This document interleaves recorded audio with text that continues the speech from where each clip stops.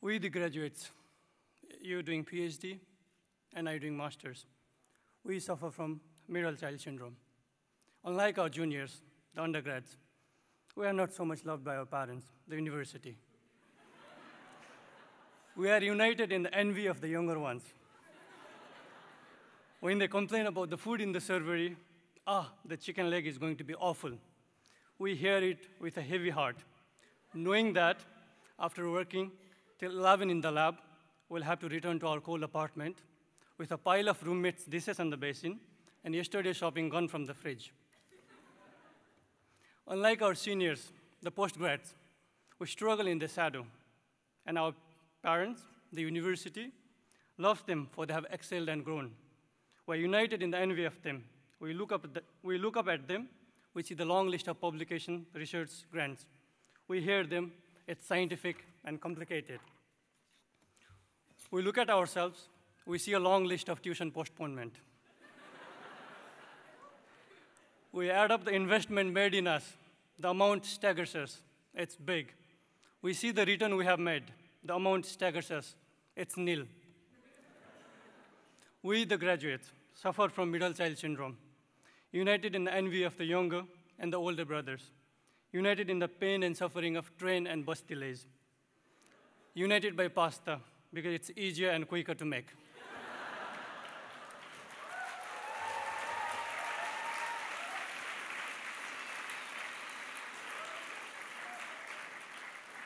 Class of 2014, congratulations.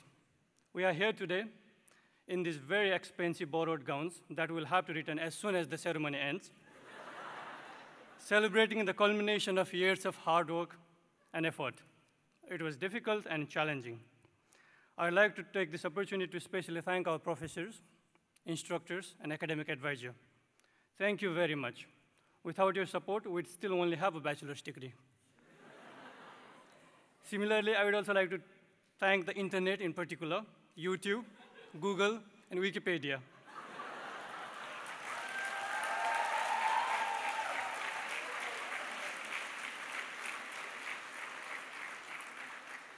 Today, I'm going to talk about three things. Number one, dreams to come true.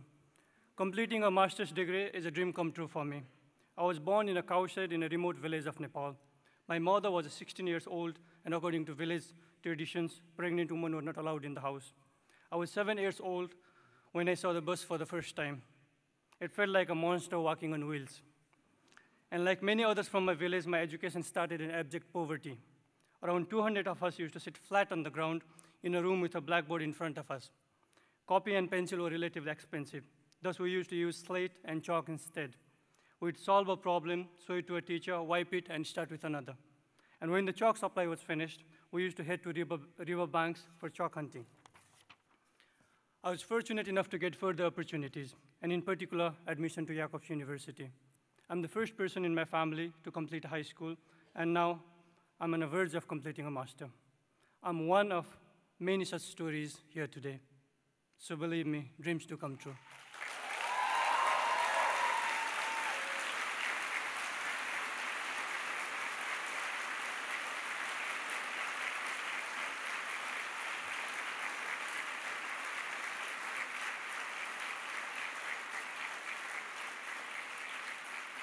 I don't think I'll be able to finish it in 5 minutes. I'm sorry, it's going to be a bit longer. Number two, success does not define us. Failures and struggle does. Today is a celebration, and it would be counterintuitive to complain about failures and struggles, but I'm going to do it anyway. Getting here was not easy. Bremen train and bus connections have always conspired against us.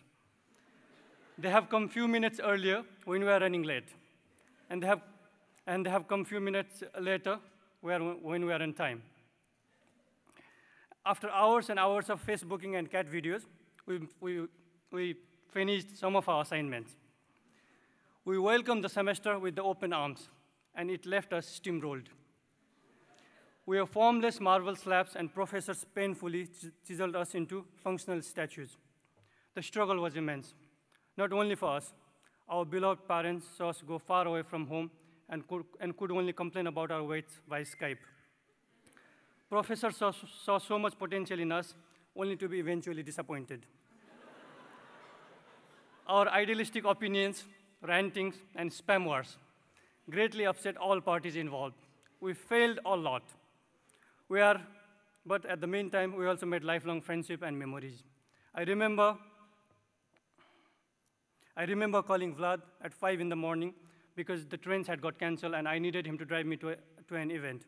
And I remember his first response being, "Sure, give me 5 minutes." Jakob's always felt like a home away from home. Our struggles, failures, friendships, and memories have defined and formed us. Let's celebrate these today instead of celebrating singular notion of success.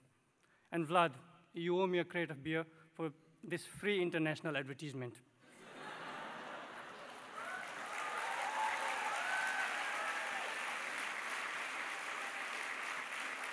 Number 3, class of 2014, please be human. We have a very bright future.